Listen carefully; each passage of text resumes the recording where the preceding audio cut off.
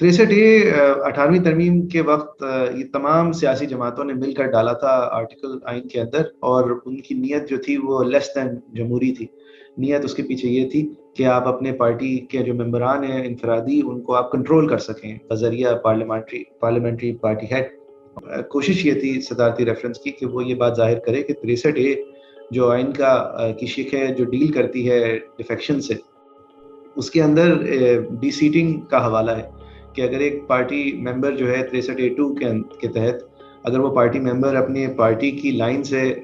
ایک vote of confidence یا no confidence میں انحراف کرے، یا پھر ایک منی بل کے اندر یعنی بجٹری بل کے اندر انحراف کرے، یا پھر ایک الیکشن اور پرائم منسٹر اور چیف منسٹر انحراف کرے، تو اس کو پارٹی کا صدر جو ہے، پارٹی کا ہیڈ جو ہے، وہ ایک پروسیس کے بعد شو کاز کے ڈکلیئر کر سکتا ہے کہ اس نے پارٹی سے ڈیفیکٹ کیا ہے، اور اس ڈکلیریشن کو الیکشن کمیشن کے پاس بھیجا جا سکتا ہے. نتیجتاً اس پارٹی، اس آدمی کو، اس فرد کو، اس ریپرزینٹیو جو ہے وہ اپنی سیٹ ہار جاتا ہے. اور ڈی سیٹ کا لفظ ہے کانسٹیٹیوشن میں. سوال حکومت کی طرف سے یہ کیا گیا تھا کہ یہ ڈی سیٹ جو ہے یہ ناکافی ہے، بلکہ اس کو 63 کے ساتھ ایک روبست طریقے سے پڑھا جانا چاہیے، اور نتیجتاً یہ ڈسکوالیفائی سمجھا جانا چاہیے، اور ڈسکوالیفیکیشن کے اوپر جو پھر جو پنشمنٹ لگتی ہے، جو کہ فی الوقت تاحیات نااہلی ہے، وہ لگنی چاہیے. اور اس بات کو مد نظر رکھتے ہوئے شاید یہ فیصلہ دیا ہے، جو سپریم کورٹ کا شارٹ آرڈر کہتا بھی ہے، جو شارٹ آرڈر ہے، اوپینین تفصیل سے تو ابھی نہیں آیا ہوا ہے. انہوں نے یہ بات مد نظر رکھتے ہوئے فیصلہ دیا ہے کہ یہ 5 آدمی، 6 آدمی، 10 آدمی توڑ کر ایک پارلیمنٹری اکثریت کو بدلنا جو ہے وہ ہمارے ملک کی سیاست کا ناصور رہا ہے، اور اس کو کیور کرنا بہت ضروری ہے. اور اس کیور وہ سپریم کورٹ نے اس طرح ڈھونڈا کہ اس نے کہا کہ پولیٹیکل پارٹی کی جو ایسوسیشن ہے وہ ایک سیلینٹ فیچر، ایک بنیاد ہے کانسٹیٹیوشن کی، اور اس ایسوسیشن کو آرٹیکل 63 اور 63A کے ساتھ منجمد کر کے دیکھنا چاہیے. نتیجتاً 63A کے اندر جو عام الفاظ کہتے ہیں ڈی سیٹنگ، اس کو سپریم کورٹ نے اگنور کرتے ہوئے 63 کی ڈسکوالیفیکیشن کی شرط اس کے ساتھ جوڑ دی ہے. نتیجتاً کل کے اوپینین کے بعد اگر آپ اپنی پارٹی کی لائن سے ان 3 شرائط پہ ڈیفیکٹ کرتے ہیں جو 63A کہتا ہے، نتیجتاً 63A کا جو پروسیس ہے کہ جہاں آپ کا پارٹی ہیڈ آپ کو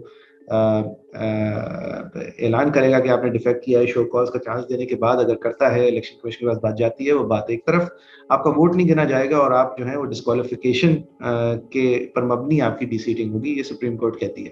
اس وقت الیکشن کمیشن کا فیصلہ کیونکہ سامنے نہیں آیا ہے، اگر الیکشن کمیشن جو ہے وہ اس اوپینین سے تفریق کرتی ہے، سپریم کورٹ کے اوپینین سے، اس بنیاد پہ کہ یہاں پہ وہ پارٹی لائن ہی نہیں تھی، تو پھر تو ایک الگ بات ہے، پھر وہ اپیل میں دیکھا جائے گا. لیکن ورنہ آبویسلی سپریم کورٹ کا جو اوپینین ہے، جو رائے ہے، وہ الیکشن کمیشن پر بائنڈنگ ہے. یہ 63A کی جو ریڈنگ ہے، لیکن یہ ان افیکٹ ایک ایسی بہت اہم چیز کرتی ہے کہ وہ جو آرٹیکل 95 کا پروسیس ہے تحریک عدم اعتماد کا، اگر کوئی عددی اکثریت پارٹی انجوائے کرتی ہے at the beginning of its term, تو وہ اس کے لیے اس آرٹیکل 95 کو ریڈنڈنٹ کر دیتا ہے سپریم کورٹ کا یہ فیصلہ. کیونکہ سپریم کورٹ کے اس فیصلے کے مطابق اگر آپ کی پارٹی کا ایک ممبر ہے جو آپ کو اپنے منشور سے ہٹتے ہوئے دیکھتا ہے، جو آپ کو وعدے پورے نہ کرتے ہوئے دیکھتا ہے، وہ اگر پارلیمنٹری پروسیس کے اندر آپ کے خلاف ووٹ کر کے اپنی ضمیر کی آواز سننا چاہے تو وہ اب نہیں سن سکتا، کیونکہ وہاں پر ایک ایشو یہ سامنے آ رہا ہے کہ شاید پارٹی نے اپنی لائن آفیشیلی دی ہی نہیں. اور سپریم کورٹ کی نظیریں موجود ہیں جہاں کہتی ہیں کہ یہ پارٹی لائن جو ہے یہ کوئی جلسے کا کافی نہیں ہے، ان ایکویویکل پوزیشن آف دا پارٹی جو ہے آن دا ریکارڈ ہونا ضروری ہے، جو کہ ان ڈسینٹنگ وائسز نے کہا ہے کہ نہیں تھی. یعنی شاید پی ٹی آئی اتنے کیوس کا شکار تھی کہ انہوں نے ایک واضح پارٹی لائن آفیشیلی دی ہی نہیں. تو ابھی تو بہت ساری چیزیں اپ ان دی ایئر ہیں، اس حوالے سے کون کیا فائدہ اٹھاتا ہے وہ ابھی دیکھنا باقی ہے. لیکن یہ فیصلہ اول تو آئین کے آرٹیکل کو ریڈنڈنٹ کرتا ہے، 63A کو، 95 کو. تو as far as the law is concerned اس میں یہ پرابلمز ہیں میری ناقص رائے میں. لیکن اس سے زیادہ اہم یہ کہ یہ فیصلہ جو ہے وہ ایک بہت سمپلسٹک ویو لیتا ہے کنسٹیچوئنسی پالیٹکس کا، کہ جہاں پہ پالیٹیشنز جو ہیں وہ محض آپ کے اعلی کار نہیں ہوتے ایک پولیٹیکل پارٹی کے، بلکہ وہ اپنی بذات خود ایک dynamic representative of the people ہوتے ہیں، اور ان کے لوگ جو ہیں وہ الگ طرح کے ہوتے ہیں. یعنی اگر آپ کراچی ڈسٹرکٹ سینٹرل سے الیکٹڈ ہیں تو آپ جن لوگوں کو ریپرزینٹ کر رہے ہیں وہ آپ اسی طرح ریپرزینٹ نہیں کر رہے جو بندہ پشاور کی NA4 سے الیکٹڈ ہے. وہاں پہ ریالٹیز الگ ہیں، وہاں پہ اس کی reach with his constituents, his promises to his constituents, his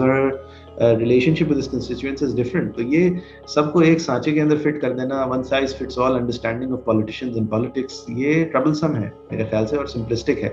or اگر کیور آؤٹ سائڈ انٹرفیئرنس کے خلاف کرنا تھا تو